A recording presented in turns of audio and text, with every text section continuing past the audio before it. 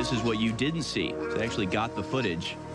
Didn't air. The Trump administration and private industry developed a COVID vaccine in record time. The program protected the drug companies from virtually all lawsuits over vaccine injuries. The government has a program to compensate for such harm, but critics say it is a black hole of bureaucracy. 12,000 claims filed, 10% decided, only 8 payouts so far, in a forum with no right to counsel, no hearings, no appeals. Mr. Trump says he's very proud of warp speed. Should he be? Well, this question specifically on liability goes back to actually Reagan. And Reagan is a president who I admire. Many of us do. I think that reviving that spirit is in many ways going to be good for this country in so many ways. But one of the areas where he erred was this special form of lobbying to say that one kind of manufacturer, a vaccine manufacturer, cannot be sued for their product liability. So I have pledged, it is part of my legislative agenda, we will repeal that, just like we will repeal every other form of crony capitalism.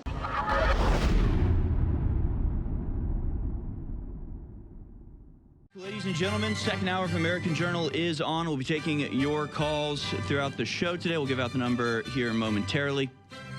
Before we do, I want to go to a clip.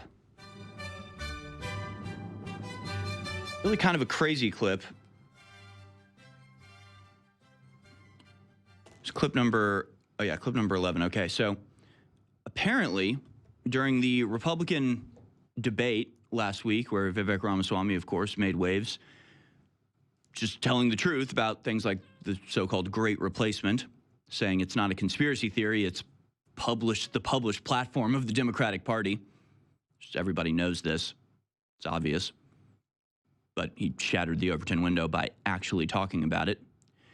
Be nice to see a white person advocate for white people, but hey, we'll take what we can get. You've got the Home Secretary in the UK, I believe an Indian woman, saying, you know, migration has failed, integration has failed. She basically is upset that England is not recognizable anymore. It'll cease to be the country it has been for the last 10,000 years if this were to continue. And here we have Vivek Ramaswamy, an American of Indian descent. This is the only one brave or caring enough to point out that there is a designed campaign of replacement taking place at the southern border with 5,000 to 10,000 people a day crossing unhindered into our country. And so during this debate, apparently there was a little break. There was some sort of 8-minute ad break that happened. It seemed like it was technical difficulties, but it turns out that they just didn't want Vivek Ramaswamy saying what he wanted to say. We'll start the clip here, and we may have to finish it on the other side, but this was posted on X, and it was the first I saw it, so I wanted to bring it to you here. Let's watch the censored segment of the debate last week. Let's watch. Competitive marketplace begins. Next question. It says this was the 2023 fourth Republican debate. What you're about to see is exactly what happened. The Trump administration and private industry developed a COVID vaccine in record time. And it seems to have freeze. It says the screen froze, then went black. This screen came on with some GOP buzzkill melody, saying we'll be right back. The break lasted for over 8 minutes. This is what you didn't see. They actually got the footage. That didn't air. The Trump administration and private industry developed a COVID vaccine in record time. The program protected the drug companies from virtually all lawsuits over vaccine injuries. The government has a program to compensate for such harm, but critics say it is a black hole of bureaucracy. 12,000 claims filed, 10% decided, only 8 payouts so far, in a forum with no right to counsel, no hearings, no appeals. Mr. Trump says he's very proud of warp speed. Should he be? Well, this question specifically on liability goes back to actually Reagan. And Reagan is a president who I admire. Many of us do. I think that reviving that spirit is in many ways going to be good for this country in so many ways. But one of the areas where he erred was this special form of lobbying to say that one kind of manufacturer, a vaccine manufacturer, cannot be sued for their product liability. So I have pledged, it is part of my legislative agenda, we will repeal that, just like we will repeal every other form of crony capitalism. People who have been harmed by those vaccines deserve accountability. They cannot be forgotten Americans. And I think one of the top lessons we learned from that COVID pandemic is that free speech in this country is most important in those alleged times of emergency.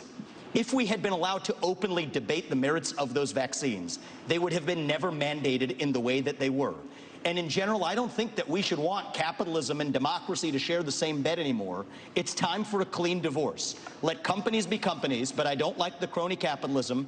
This dates back a long time in both parties. And I think that we need to end the lobbying. And I personally believe that if you have been working in the government, you should not lobby that government for 10 years.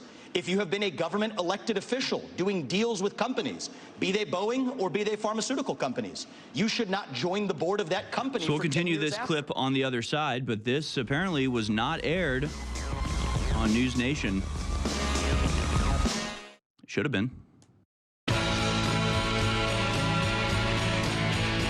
Former chairman of the FDA, the leader commissioner of the FDA, ended up on the board of Pfizer. Nikki Haley did deals with Boeing, ends up on the board of Boeing.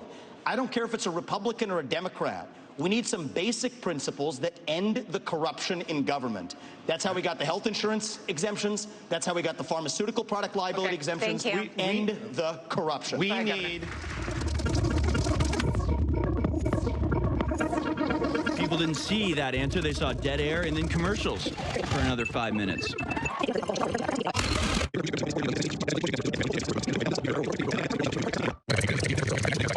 So this is what people saw if they were watching it live. Then the show came back. It was the final question of the debate. Alabama. Final question before closing statements, and we want to get you all in, so we're going to give you 45 seconds for this last one. Governor Christie, we're going to start with you. Which former president would you draw inspiration? We can ignore the answers to that question, but very interesting. Vivek Ramaswamy calling out this practice in the American government, this wholly corrupt deal they made with pharmaceutical companies, where they're the only company in the world, the only industry in the world, at least in America, that can not just peddle its very risky goods without any fear of being sued for unexpected side effects, but actually mandate it. And that's the real sticky part of this, is that the way that you get protection from liability is that you get your vaccine on the childhood schedule. And so pharmaceutical companies are actually incentivized to mandate their products to school children, because only by doing that do they avoid the liability if the vaccines are proven to be ineffective or damaging in any way, which seems backwards to me. I don't know. I mean, I'm just some normal guy. I'm not some sort of pharmaceutical lobbyist. Maybe I just don't understand.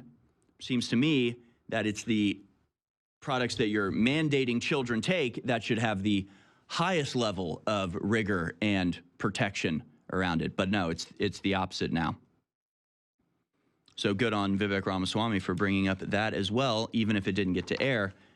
Well, it's been aired now on Infowars.com.